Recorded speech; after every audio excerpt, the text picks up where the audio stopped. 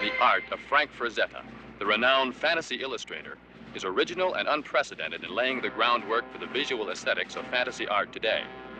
Another artist, director Ralph Bakshi, the innovative creator of such uniquely animated films as Heavy Traffic, Lord of the Rings, and American Pop, inspired by the art of Frazetta, worked together with the artist to successfully capture the passion, vitality, and adventurous worlds that Frazetta created for the exciting new feature motion picture, Fire and Ice.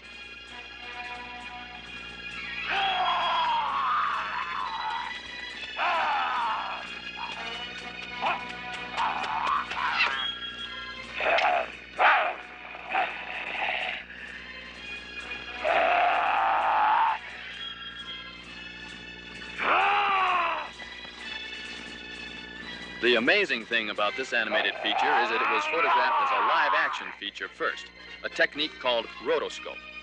This process achieved a heightened reality of movement and action in the animation, even things as subtle as slow motion. Join us now in a demonstration of how this process is incorporated into the making of an animated feature film. A single scene in the movie travels through many departments in the animation studio, beginning with this artist, who has received from the live-action editor photographs of every frame of the action to be used in the film. This key animator is responsible for the first drawings from the photographs, helping to keep continuity and control over the film. His drawings, when approved, move on to the animator for the creation of action. Okay, these are the photostats, the rotoscope photo models of the scene. And as in any animation scene, we look for the poses that will tell the story, overlapping action and follow through, and then we exaggerate the action and caricature it as we go along. We work with the director in similar manner to the actors, taking the suggestions and building and improving the scenes, working directly with him. This 4-second scene, which is 7 feet of screen footage, may take the better part of a week to make the drawings. Using these key drawings, we work our extremes throughout the scene, basing our technique of drawing of extremes to the technique of drawing that is found in the keys. And any action, invented action, like the flip of the helmet off the head, we will follow through in regular animation.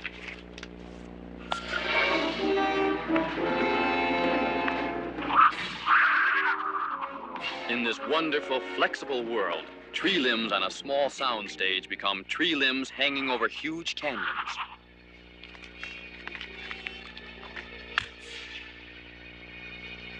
Back in the studio, director Bakshi takes his live actors through another carefully staged sequence. Thin, tubular scaffolding becomes the sides of castle walls.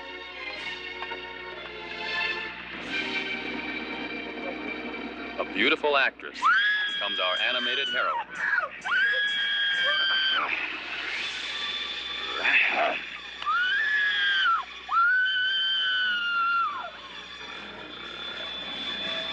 Stuntmen apply their craft vigorously.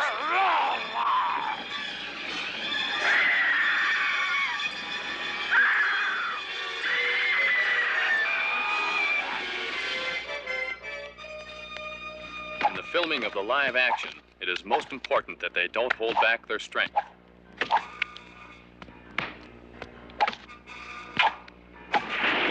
Animals are created from cranes that lift men off the ground. These cranes and trucks become the fierce, prehistoric creatures never before seen.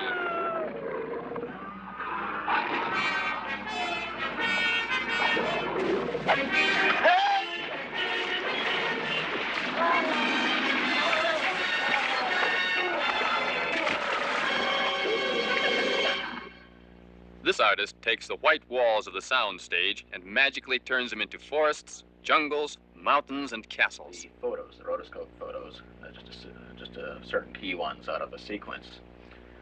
For example, here we have Darkwolf and Lauren riding into what will become a lost city. Right now they're in a canyon area, but in our reality, this will be a lost city. I give them a direction as to what time of day it is, twilight. This area should be left clear here, for although our hero doesn't have anything, doesn't do anything with that area in this particular scene, in the very next scene he walks back through here. The pencil drawings of the backgrounds now have to be transformed into full-color paintings.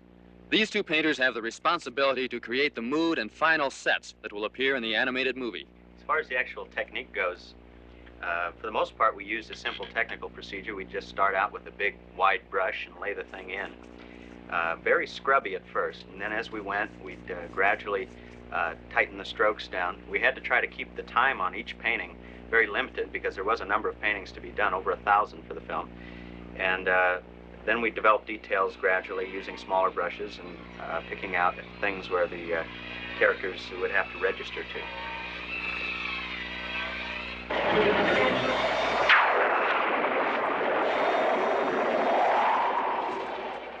Not only backgrounds help create this environment, but special effects like snow are put in and taken away at will.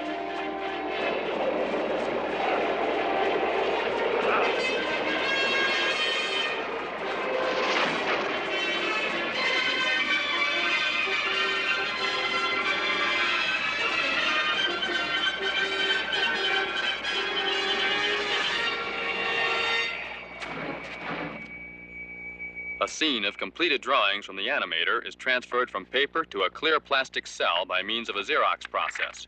A large quantity of cells can be duplicated at a high rate of speed using this machine. And I wipe each individual cell.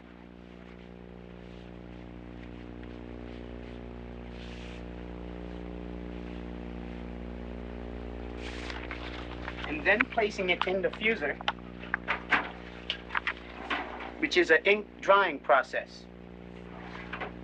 I wait a couple of seconds, I take out the cell, place it over here. Before the cells can continue on into their painting stage, colors for each of the characters must be selected and standardized for the rest of the production. This color keying takes place in the office of the color modelist. For this scene, I wasn't quite sure as to what the mood was going to be for it, so I made different color setups, as you can see, from a lighter tones of everybody to a little darker and to even darker, almost silhouette here. Now the decision was the director's as to how the mood of this scene was to go, and the final decision was this one. And the total final scene with the background elements all in place was this.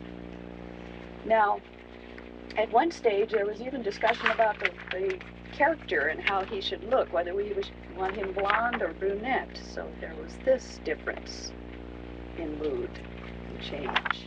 Totally different character.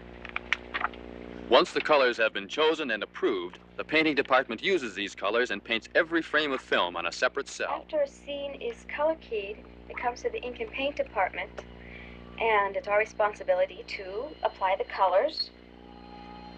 The paint is applied to the back of the cell, and it can be overlapped as each color dries to make sure it's opaque. And then, when you turn the cell over, you see the results. Once the painted cells for a scene have been completed, they will be married with their background painting counterpart under the animation camera, resulting in the final piece of film. After slating in, I go to my exposure sheets, which call for these two pieces of animation, placed on top of my background, which is taped to the table. And with the foot control, I lower the platen down on the animation. I see it's nice and clean, I shoot a frame. I have to make sure these are in sequence, or we'll get jumps in the animation, which will show up on the film, and the scene will have to be reshot.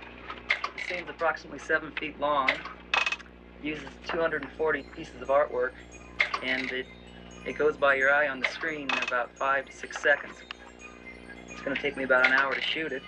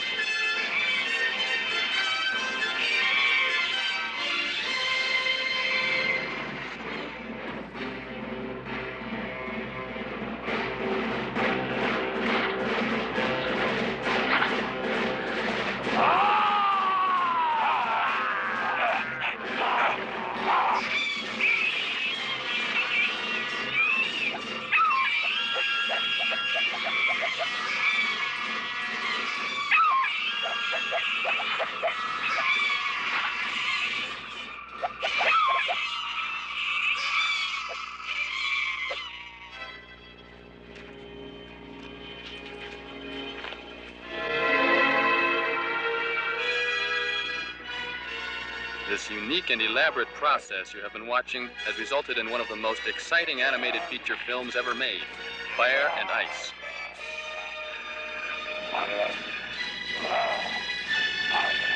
It's about demons and sorcerers, beautiful women, subhumans, and young barbarians. It's the special world of Ralph Bakshi and Frank Frazetta. It's the dynamic and spectacular world of Fire